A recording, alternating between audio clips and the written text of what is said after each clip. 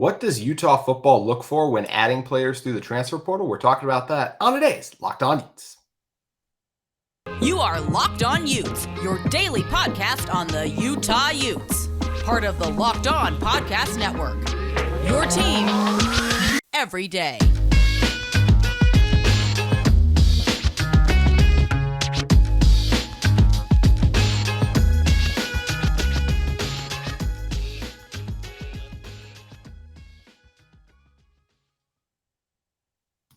Hello, everyone, and thank you for making Locked On Utes your first listen every single day. We are available on all platforms, including YouTube. My name is JT Wistrcill, former intern inside the University of Utah Athletic Department. Today's episode is brought to you by Birddogs. Go to birddogs.com/lockedoncollege, and when you enter promo code Locked On College, that's all caps, no spaces, Locked On College, they'll throw in a free custom Birddogs Yeti style tumbler with every order. So once again, head over to Birddogs and use that promo code Locked On College, all caps, no spaces. On today's show, we're going to be diving into the transfer portal. That drives everything in college football, especially at the offseason time, it seems like. Talk about what Utah's approach to it and some of the key players they've added in the transfer portal just this cycle around. And in order to help me dive into all of that, it is a first-time guest on our show, but someone I've known for a few years. Spoke to my class once back in college, going way back. But the Deseret News' Ryan McDonald. And Ryan, the first thing we're going to talk about, just what does Utah look for in the portal? To me, the number one thing they still look for, and there are some examples that I'm going to touch on maybe later, and the second thing I feel like they look for is they look for players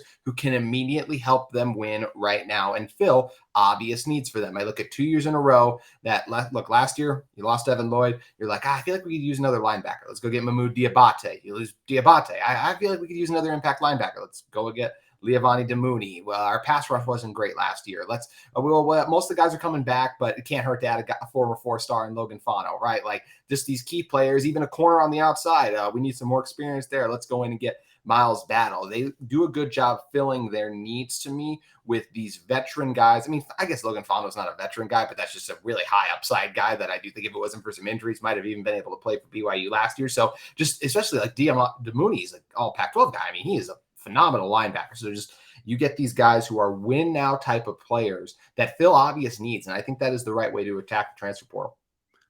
Yeah, I completely agree with you. And I think Kyle Whittingham has alluded to that in the past. And I think that's probably the general approach that coaches take with the portal. I think it's a little bit like NBA free agency. Yeah. I think you can, and probably any league's free agency. You can kind of compare those as maybe the draft or high school recruiting is kind of the guys you're looking for to build your future. And the portal, like free agency is what do we need? What holes do we need to fill? Just like you said. And yeah, I think I love the portal. I love that teams can do that. People talk about the portal and yeah, maybe there are some downsides to it, but I love that teams can remake their team, like in the case of Colorado, or at the very least can just kind of fill some gaps like Utah has been doing. Maybe they're not huge gaps, maybe in a lot of cases, but just kind of here and there. Fill some gaps. And yeah, I think that is the approach Utah is taking with most of these guys that they're bringing in, is just kind of filling some gaps. And I love that the portal can do that for teams. Yeah, there's a lot of back and forth about like, is the portal a good thing? Is it a bad thing? I honestly think in a lot of ways, Utah football represents what the best of the portal is, because what it does is it's given guys like a Levani Damuni, and I think of a Gabe Reed last year, who they had no chance to win a Pac-12 championship at Stanford in those seasons and what is going to come. Like, so what did they do? Well, they've balled out there for the past few years. Let me go take this extra year, go over to a program in a good position, and me being rewarded for my talents and having a chance to compete and win a championship, which they wouldn't have that that opportunity, as I said, if they stayed at those other places. And even the guys like at Utah football, like who aren't able to play as much, like then they have an opportunity to go transfer and try to find somewhere else to play. And they get some really good coaching and an opportunity to develop while they're here too. So I think that's a really good point. And I think the other thing, because you do talk about the development too, that is something we've seen this Utah team bring into some guys. Obviously, the biggest one for me that comes to mind is a Cam Rising. When he was first brought in, we knew he was not going to be the starting quarterback, but he bided his time, has waited. In fact, they went to the transfer portal to still get someone to start over him because we all thought Charlie Brewer was and originally did beat him out, but the team responded better with Cam,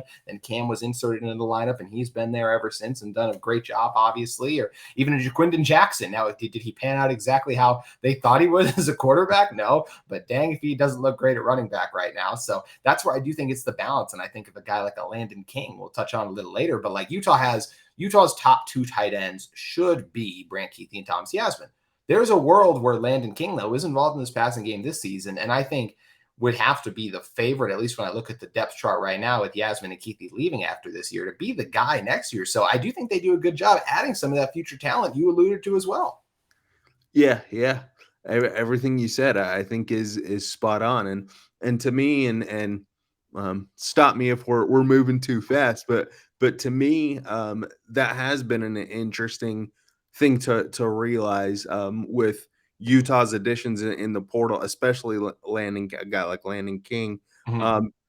Sometimes I do think that the portal teams look at the portal as, oh, this guy is just a quick fix, immediate plug and play type guy. Mm-hmm. We need a tight end. Let's go bring a tight end who can contribute right away. But you're right. Utah has been showing that it isn't necessarily just the plug and play guys. Let's maybe take a look at a guy who can be around for 2-3 years and we can develop him. And yeah, maybe he won't be the top guy at his position this year, but we think he has potential to maybe be a real contributor next year, 2 years from now. So yeah, I think you're exactly right. That's been interesting to see from Utah with a couple of these guys, I think. Yeah, and the other thing Utah football really does a lot of is they will bring in a lot of these players come from other Power 5 programs, well-established programs. We mentioned to Charlie Brewer from a few years ago, and yeah, he didn't work out, but still goes along with Power 5. We talked about the Stanford guys a little bit now, Florida, a guy from Indiana even, and Emory Simmons is coming over. So a lot of the guys they do bring in are those kind of Power 5 players who have experience with those schools, who have done some positive things there. And then, as you mentioned, look for those other opportunities. Utah doesn't as much add from like the non-Power 5 teams we've just seen. They're kind of in this position, especially coming off back-to-back Pac-12 championships, where they can be in the mix for some of the top transfers. Now, I don't know if they get the very top of the top guys, but they've gotten themselves in a position to land these elite players. And look, they have taken some dice rolls on some players who have taken different routes. Like we go back to Tavion Thomas, right? The Cincinnati, then JUCO, then Utah. Obviously in 2021, great. That worked out unbelievably well for the team. 2022 did not go that way, but look, Utah's talking with some other players who've kind of gone that similar JUCO route right now. I'm not sure if they'll end up, we haven't seen any announcements that they've committed yet or anything like that. So we'll see if they end up going that way, but it is kind of interesting to see. It really does feel like this team values the Power 5 programs. Like just, if you're in a Power 5 program, you got to come in, you got to work. There's a certain standard that is held to like that. And if guys aren't at that level, or they will, but they are willing to take a chance on some of the guys who have maybe fallen from that status too and give them an opportunity, which I think is the right way to handle it too. I think everyone deserves a second chance. And look, some guys are going to work, some aren't, but I think it's the right way to operate. And we've seen Utah reap the benefits and a lot because of it. Yeah, that has been interesting to me because I feel like my phone charger it's stuck to me. Oh yeah. I've got this Velcro thing and it was stuck to me there for a second.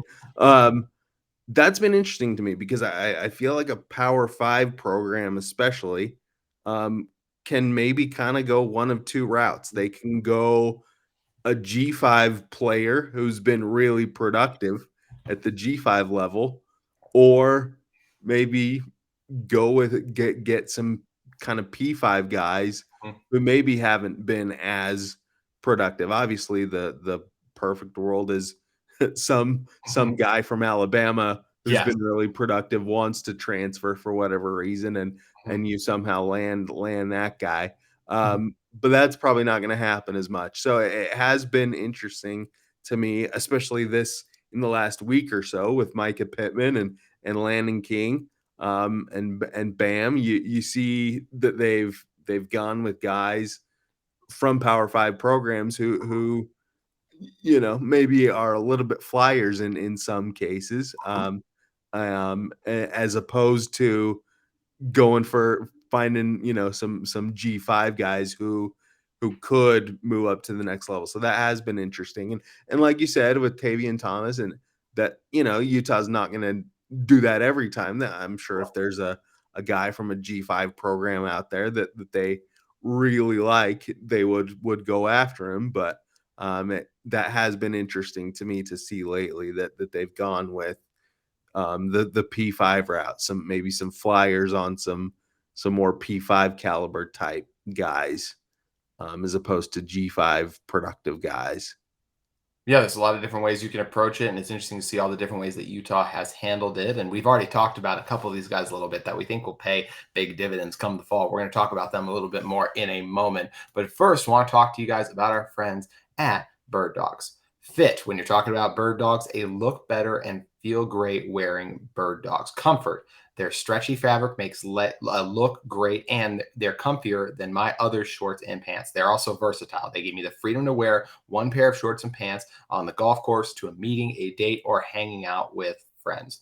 People like personal stories about Birddogs. For me, I love wearing them to go out and just hang out with friends. They're really comfortable, flexible. I really like them a lot. Even Bert Krishner, the comedian, The Machine, he wakes up in his lake house wearing Birddogs, goes for a swim, smokes a cigar, grills a burgers, and chills with his family in all the shorts he associates with the summers. College football nerds say they are the perfect pants for dads, and they have a little extra gut. Birddogs make them look great and feel comfortable. Even the Pardon My Take people famously never wear pants and they only wear shorts. They truly love Birddogs. So go to birddogs.com/lockedoncollege. And when you enter promo code LOCKEDONCollege, once again, one word, LOCKEDONCollege, all caps, they'll throw in a free custom Birddogs Yeti style tumbler with every order. So make sure you guys head over to birddogs.com and get your pair today. All right, Ryan, looking at some of the transfer players that Utah's added this go around, especially the ones that just are going to pay the biggest impact early on. That Utah's added a ton of names, right? Pittman, King, you mentioned Bam. There's a lot of guys, but I still think the guy who's probably going to make the biggest impact come the fall is going to be Levani Damuni. And I will say that I feel a little less sure saying that as I did before I saw how good Justin Medlock was in spring ball. But I still think Damuni's experience is going to give him the edge. And I feel like he's going to make a big impact for this team when he arrives. I think he's going to be an exceptional linebacker for them. And I just really think that they're going to benefit from his versatility in coverage, his ability to shoot through gaps, make plays behind the line of scrimmage, and just limit explosive runs too. I think he's going to fit in the right way. And I honestly think he's a better fit because Diabate was still kind of an outside linebacker. Even they were still trying to make him an inside linebacker. Damuni will fit playing off ball linebacker a lot better. And I think he's really going to shine in this defense. I mean, yeah, he's a proven guy, right? You've seen him for 4 years, I guess. Yeah. 3-4 years at Stanford, and he's been productive. And to me, that's the gold standard, I guess, in transfers. And who knows, maybe he doesn't pan out. You never know. You never know. I think how guys are gonna fit. You think they're going to, and there's maybe evidence that they're going to, but you never know until people get on the field and people start hitting each other and the lights are on. But yeah, that is he's the type of guy who makes the most sense that he could come in and be productive and be really good. Yeah, I think going through and yeah, I'm trying to think of all the transfers and everybody. Who would be your guy that you think is going to kind of make that big impact early on? I mean, when you talk about, you can go Cole Becker, a kicker, Emery Simmons on the outside. It's amazing how many players I feel like with this Utah team returns 16 true starters, even more than that when you want to talk about other contributors. Yet it feels like there are a lot of these transfers that could step up and play a big role with this team. Yeah. Like you said, Damuni, I think makes a lot of sense. Becker, it sounds like he has the job. Yes, it does. Yeah, so there, so obviously, and I guess you can debate, impact of what does impact Mhm. mean, but with a kicker versus a linebacker, maybe that's hard to compare. But yeah, I think some of these proven guys who have proven it, or guys who can step in and that they're gonna have to make an impact, like a kicker. Yeah. Um, that he's gonna make more of an impact theoretically than a guy who they're just kind of thinking this is a depth piece at safety, or Mhm. whatever, so it is. I think Damuni probably, Yeah. or Becker, just because of Mhm. the fact that, I mean, that could either go really good or really bad with a kicker, right? Like, like Mhm. what if he comes in and just you know doesn't produce? Then obviously that one didn't work out. But yeah, I think guys who can come in.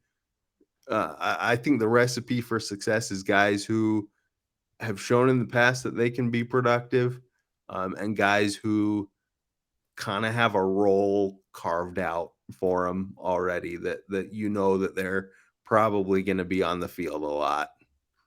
Yeah, and Becker is a great one because look, this Utah team could have really used a kicker in some key moments last season, and so many times they had to go for it on fourth down because Yeah. it was just like they don't really trust who was. They just didn't trust what they had in Reading, and it just felt like it wasn't a noise. It just didn't feel like it was ever really going to work there. And you're getting a guy in Becker who was 5 for 6 on kicks from 40 to 50 yards, which this Utah team. I mean, gosh, there were some games where we saw these guys miss at Oregon, like 30-yard or 30-plus-yard field goals in between 30 and 40 yards, and you're just like, man, if you're a power 5 kicker, you just got to be able to make that consistently. And those guys weren't. So that's why I think it is a really good addition for them to bring in Becker too, as another guys. And you've hinted at the receivers too. I think the receiver is very interesting because obviously Brant Keithy is going to lead this team receiving yards. I'd be shocked if that wasn't the case. I'd be shocked if Devon Vele wasn't second, but then kind of third is a wild card. Could I see Thomas Yasmin going crazy? Yeah, I could see it. Could I see Muddy Parks exploding? I mean, he led the team receiving in the spring game. He looks really explosive too. But the two guys I'm more for this conversation, particularly more focused in talking about, is the guys we talk about Emery Simmons, who was second on Indiana receiving yards, had over 400 receiving yards, and Micah Pittman too, who's always flashed some special traits and abilities. Ryan, I think both these guys could step up and make plays for this Utah team. Yeah, yeah. Simmons, I think for sure is a Mhm. guy who's really intriguing to me. And then Pittman, there's some injury stuff, so Mhm. we'll kind of see. I know you've talked about that this week or in recent episodes, but so we'll see there. I think that is the type of guy that you say, sure, let's bring him in, and maybe don't have too high of expectations, but anything he can bring is probably gravy, and who knows, you've maybe got a really, really productive player Mhm. that on your hands. But yeah, Utah. I mean, we all know how Utah kind of operates in the Mhm. passing game is the tight ends, and I feel like every year it's, oh, is Utah gonna open up the playbook more, and are Mhm. their wide receivers gonna be really prolific? And they never are. They're just, it's the tight ends, and then the wide receivers kind of contribute and are solid, and kind of contributes, probably selling a little short, but they're solid, but maybe nothing special a lot of the time. So we'll see. I kind of take that wide receivers every year. I'm just like, we'll see. Like Yeah. it'll probably be the tight ends, and then we'll see. Um, and I think that's going to be the case this year. I do think it's going to be interesting who's going to be that tight end number 2, Mhm. after Keithy, and I Yeah. guess it's not out of the realm to wonder how Keithy's gonna come back from the Yes. injury, Very true. you'd obviously hope that he's gonna come back and be the Brant Keithy that he's always been, but you never know. So yeah, Landon King is interesting, and yeah, they got Yasmin, but we'll see at tight end. But yeah, and you know, a guy like Emery Simmons is an exciting person to think about. But I don't know, with Utah's receivers, I just I'm still not ready to say this guy's gonna be, you know, an all conference caliber play. I don't know. Only 5 Utah receivers last year caught a pass. It's crazy to think about, but it's true. There's, yes, tight ends, running backs, fullbacks, like a lot of other guys caught passes, but there's really only one 5 receivers who caught passes. That's the great. So it's, you can't really be like, oh yeah, Utah's going to have 4 receivers who go over 500 yards. Like that's not going to happen. I'd be shocked if they even had 3. They'll probably have 2, just because I feel like someone outside of Devon will be able to get over that mark. But even that, what if it's one of those things where like Pittman, Simmons and Parks are all contributing? Maybe then they have just all those guys are like over 300 yards instead of as high as we thought in that regard. So I think you make a really good point there. And the last guy I really want to hit on too, because we touched on Logan Fondo a little bit earlier. I think he's a lot of fun. I think he could be a guy, but there's also everyone who was a pass rusher for this team last year from a D tackle and defensive end standpoint are all returning. So that's where it could be a little crowded. We'll see if we see him. But Miles Battle was another guy this team got really early on in the process. And look, Smith Snowden and CJ Blocker, and then landing those recruits too, like that got people really excited about the future. But we talk about Miles Battles. This is a guy who has battled, no pun intended, against some of the top SEC receivers we've seen over the past few years. He's taken on guys from Alabama. He's taken on the guys from LSU. I just think that this is a guy with a really good opportunity to come in here and really, once again, just help Utah have some great corners. Like I look at last year's in group, and obviously Clark was the best, but Broughton and Vaughn, I still thought were really good. I thought they got a lot of flack. And to me, it was more so the pass rush and just the amount of time they were asked to cover. It's just, you can't stick with a guy for 5 seconds. Like that's just not, it's really hard to do that. And with how the pass rush was operating at different points in the season, we saw that that was what those guys were tasked to do. So I just think Battle gives them another really strong option, another veteran that you can really count on. And I can already see him breaking up a big play on 3rd down and Rice Eccles and the crowd roaring. Yeah, you know, I think because Utah's been so busy in the portal lately in terms of landing guys, those guys are kind of the top of mind guys. But Yeah. and so I kind of forgot about Miles Battle in a way, just because he committed and joined the program relatively so long ago compared to some of these other guys. But no, I think you're 100% right. With a couple of things in terms of an SEC guy who's shown he can do it.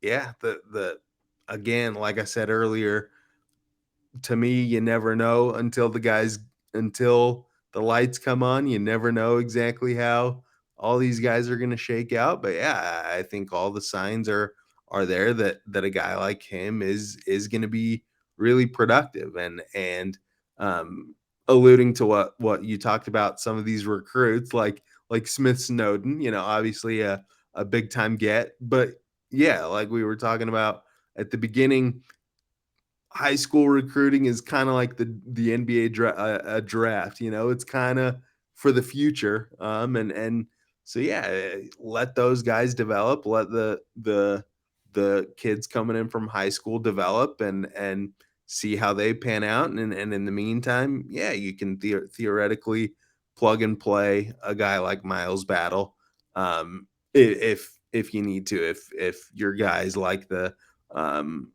guys coming back you don't feel good about, but maybe you do feel good about those guys coming back.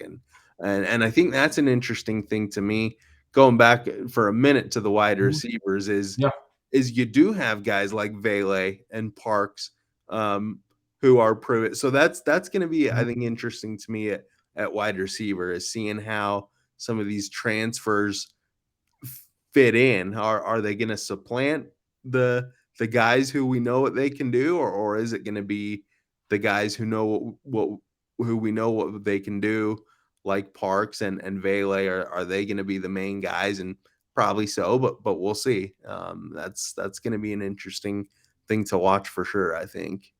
Yeah, it's going to be interesting to watch and see how it all plays out. Ryan, we really appreciate you coming on and joining us. Ryan, where can people check out your work?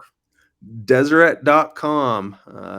That's where I'm at. I'm on Twitter. As you can see there at the bottom, you got that all set up for me at Ryan W. McDonald. I got some hot takes about food a lot of times. So Before we go, give me one. oh man. Oh, you put me on the spot. Channel your inner Dan Orlowski. What's that? Channel your inner Dan Orlowski for me. I don't know. I'm coming up with ridiculous stuff all the time. All right, well, there you save it for Twitter. There we go. So make sure you guys head over to Twitter, check out all that great stuff he's got going on. Ryan, thank you for joining us. Absolutely. Thanks for having me. Make sure you guys come back tomorrow. We'll have Michelle Bodkin come on to talk about all the success that various Utah athletic programs are currently enjoying. That's going to be on tomorrow's Locked On Utes. We'll see you then.